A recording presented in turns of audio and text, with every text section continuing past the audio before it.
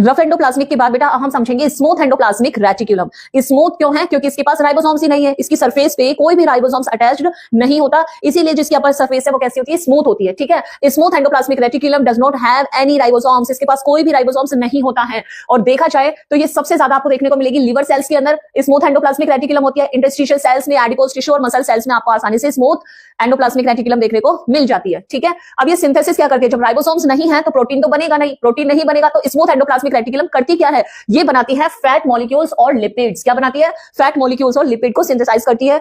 और दूसरा कि जब ये लिपिड्स आपस में मिल जाती है और प्रोटीन के साथ रिएक्ट कर लेती है तो बना लेती है क्या? एक मेम्ब्रेन, जिसे हम कहते हैं मेम्ब्रेन बायोजेनेसिस, यानी lipids together with some protein, lipids आपस में जुड़ती है और प्रोटीन के साथ जुड़ती है और क्या बना लेती है? Help in the building up of the cell membrane, cell की मेम्ब्रेन बनाने में हेल्प करती है और इसी प्रोसेस को हम मेम्ब्रेन बायोजेनेसिस कहते हैं।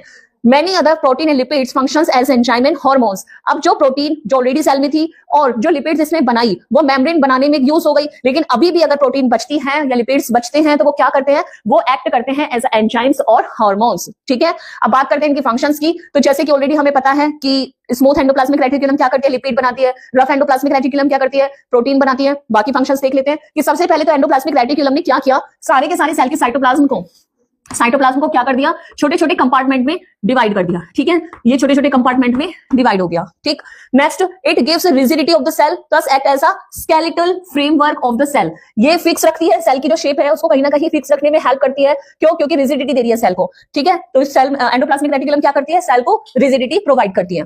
नेक्स्ट कि it serve as a channel and help in the transporting different materials such as the protein between the various regions of the cytoplasm as well as between the cytoplasm and the nucleus. अब ये क्या करती है? ये help करती है transportation में। Sales के चारों तरफ जितना भी साइटोप्लाज्म सेल में प्रेजेंट है उसने प्रोटीन, लिपिड्स, एंजाइम्स या आपके हार्मोन्स वगैरह को सबको ट्रांसपोर्ट करने में हेल्प करती है।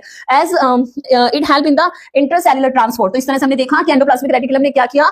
इंट्रासेल्युलर ट्रांसपोर्ट का काम किया, तो इसीलिए हम इसको circulatory system of the cell के नाम से भी जानते हैं।